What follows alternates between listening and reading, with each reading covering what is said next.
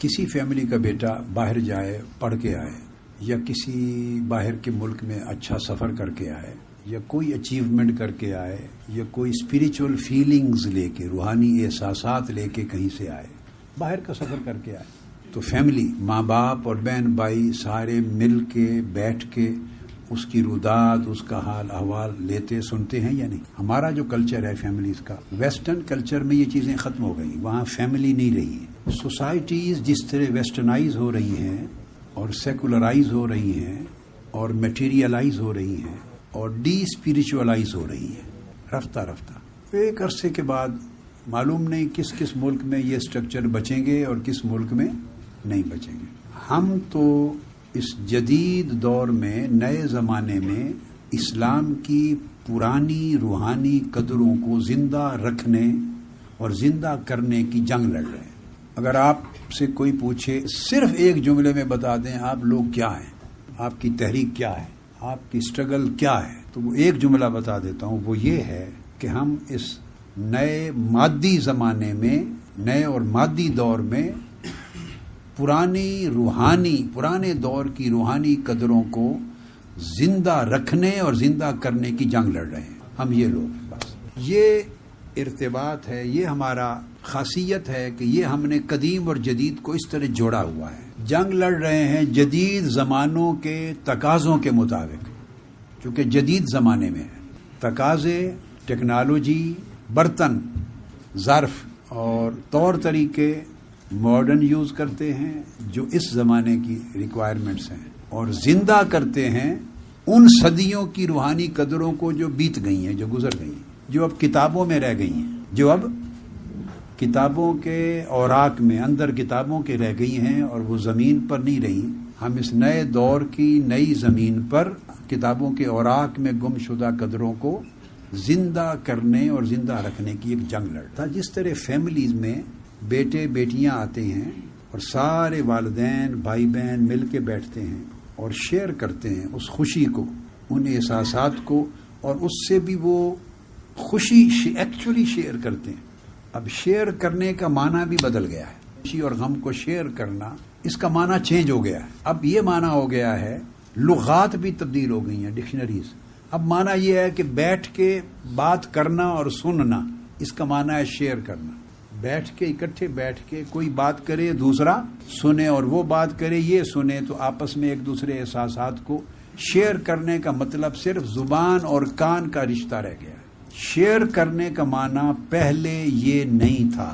میں تو غلطی تو کہہ نہیں سکتا نا, اللہ کا امر ہے, مگر یوں کہہ لیں کہ اتفاق ہے یا حادثہ ہے. وہ میں اگلے زمانوں کے معنی والا ایک آدمی اس زمانوں کے معنی کی دنیا میں پیدا ہو گیا. شیئر کرنے کا مطلب یہ ہے کہ جب آپس میں احساسات شیئر کریں تو دوسرا اتنا خوش ہو جتنا کہ وہ خود خوش ہو رہا ہے. اگر دلوں میں خوشی شیئر نہ ہو تو یہ شیئرنگ نہیں ہے. پھر ایک موریلٹی ہے, ایک رکھ رکھاؤ ہے. کیا وہ رکھ رکھاؤ بھی نہیں رہ گیا. ایک رکھ رکھاؤ ہے, بیٹھ لیا, ایک رسم ہے, رسموں رہے دنیا. اور شیئرنگ کا مطلب یہ ہے کہ وہ کیفیات اور احساسات بھی شیئر ہوں. یہی نقطہ سمجھانا چاہتا ہوں آپ کے اندر. میں یہ چاہتا ہوں کہ یہ صدیوں پرانی دنیا کی جو قدریں تھیں وہ دنیا جاگ پڑے. صدیاں تو بیٹے بیت گئی ہیں, بہت زیادہ صدیاں تو 14-15-100 سال گزر گئے.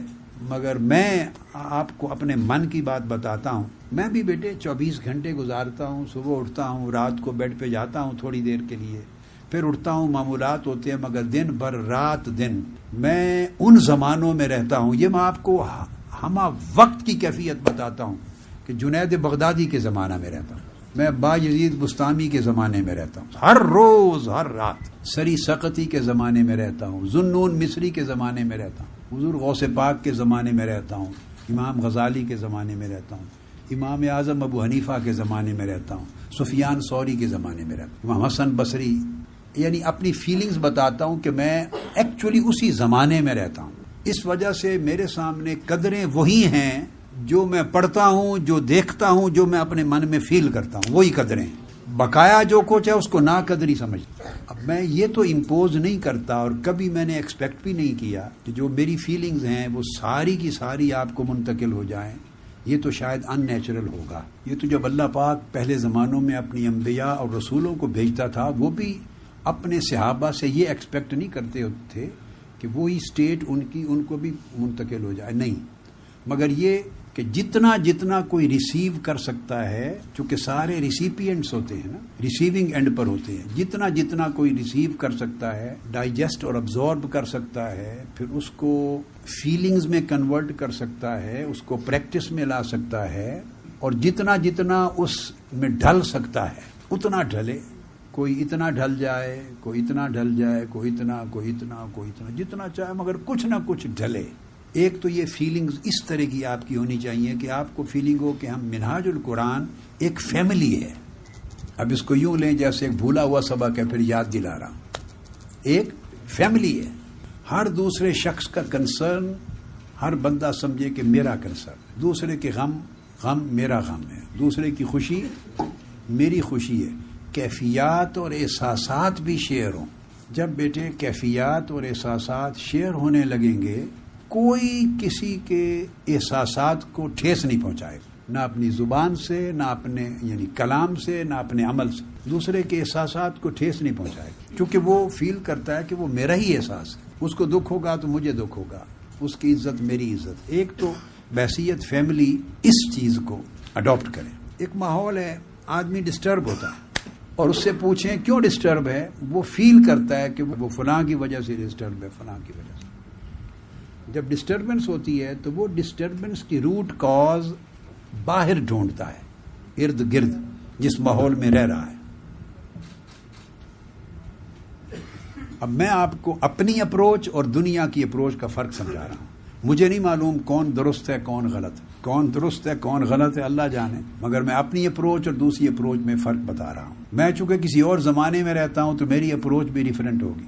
نظر تو آپ کو اسی زمانے میں آتا ہوں مگر رہتا کسی اور زمانے میں ہوں. یہ بڑی ایک عجیب سی کیفیت ہے. اپروچ یہ ہے کہ ہر شخص وہ اگر ڈسٹربنس فیل کرتا ہے، فرسٹریشن فیل کرتا ہے، پریشانی فیل کرتا ہے، عدم اطمینان فیل کرتا ہے، جو کچھ بھی جھنجھناہٹ ہوتی ہے، جو وہ اس کے اسباب ماحول میں دوسروں کے اندر تلاش کرتا. میں نے دیکھا یہ ہے کہ دوسروں میں اسباب تلاش کرنے والا ساری زندگی ایفرٹ کرتا رہے، وہ کبھی فرسٹریشن دور نہیں کر سکتا. اس کی فرسٹریشن دور ہوگی ہی نہیں، ہونی ہی نہیں ہے. یہ پتھر پہ لکیر ہے، 2 + 2 4 کی طرح. میری دانش میں اس نے تشخیص ہی غلط رخ پہ کی ہے، وہ کبھی دور نہیں ہوگی. اب آپ پوچھیں کہ وہ پھر فرسٹریشن کی روٹ کاز کہاں سے تلاش کرے؟ اس کی روٹ کاز اس کے من میں ہے، اندر، باہر کوئی نہیں. تو جب آدمی دوسرے میں تلاش کرتا ہے ڈسٹربنس اور فرسٹریشن کی روٹ کاز، اس کا کبھی علاج نہیں ہوتا.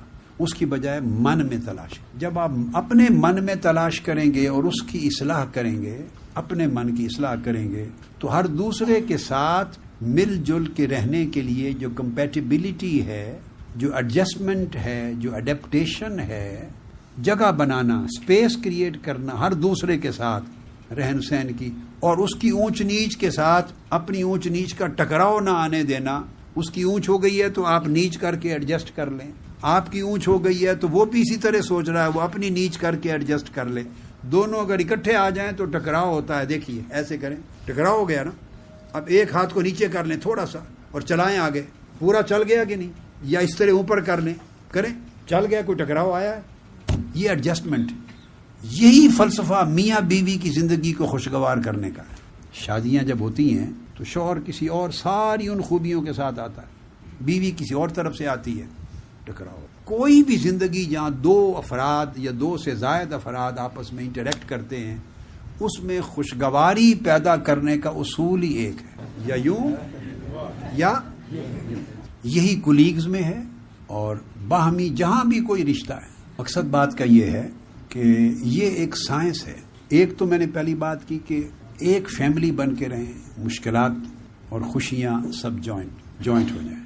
دوسرا بتایا کہ اگر فرسٹریشن اور ہر چیز کا اپنے من میں اور اپنے اندر باطن میں تلاش کریں اور کوئی اور سورس آف فرسٹریشن کسی اور کو نہ سمجھیں. آپ اس چیز کے لیے مکلف نہیں ہیں کہ آپ یہ فیصلہ کریں کہ نہیں میری فرسٹریشن اسی کی وجہ سے. اگر یہ اس طرح سوچیں گے تو پھر نہ اس نے درست ہونا نہ آپ نے ہونا، کبھی زندگی حل ہو ہی نہیں سکتی. زندگی کا مسئلہ حل ہو ہی نہیں سکتا. آپ پوچھتے ہیں نا اس کا حل کیا ہے, تو اس سمت جائیں گے تو حل ہی نہیں ہے. اس سمت جائیں گے, دیکھو نا آپ کا برتاؤ ہے, مثلا اگر سیکریٹریٹ پہ ہیں تو کتنے 100 آدمیوں کے ساتھ اپنے پلیٹ فارم میں, فورم میں, اپنی تنظیم میں کام کر رہے ہیں, تو اس میں بھی کم سے کم 10-12 بندوں کے ساتھ ہو رہا ہوتا ہے, اور پھر ہر جگہ کام کرتے ہوئے آپ سے پھر 100 بندوں سے ڈیل کر رہے ہوتے ہیں, اور پھر اپنی پوری تنظیم میں چلے جاتے ہیں تو سینکڑوں اور ہزاروں کے ساتھ ڈیل کر رہے ہوتے ہیں. مختلف لیولز ہیں نا ڈیلنگز کے. کتنوں کو آپ اپنے جیسی سوچ کا اور بدل کر لیں گے اور بدل لیں گے؟ کتنوں کو بدل لیں گے؟ کتنوں کو بدلیں گے بتائیں؟ نہیں. تو آسان نہیں ہے کہ ایک ہی بدل جائے. یہ جو آپ 100 سے یا 50 سے یا 10 لوگوں سے بدلنے کی توقع کر رہے ہیں, 10 گنا زیادہ محنت اور مشقت اٹھا رہے ہیں, تو اس سے بہتر نہیں کہ محنت کر لیں, ایک ہی شخص بدل جائے. جب ایک بدل جائے تو 10 سارے کے سارے اسے بدلے ہوئے نظر آئیں گے. وہ بدلیں یا نہ بدلیں, مگر اس کو بدلے ہوئے آپ کو سکون ملنا شروع ہو جائے گا. بات ختم ہو گئی, جائیں دوسرے کا میٹر, وہ بدلا ہے یا نہیں بدلا, آپ نے کیا لینا. آپ کو اگر سکون ملنا شروع ہو گیا تو آپ سمجھیں گے وہ بدل گیا.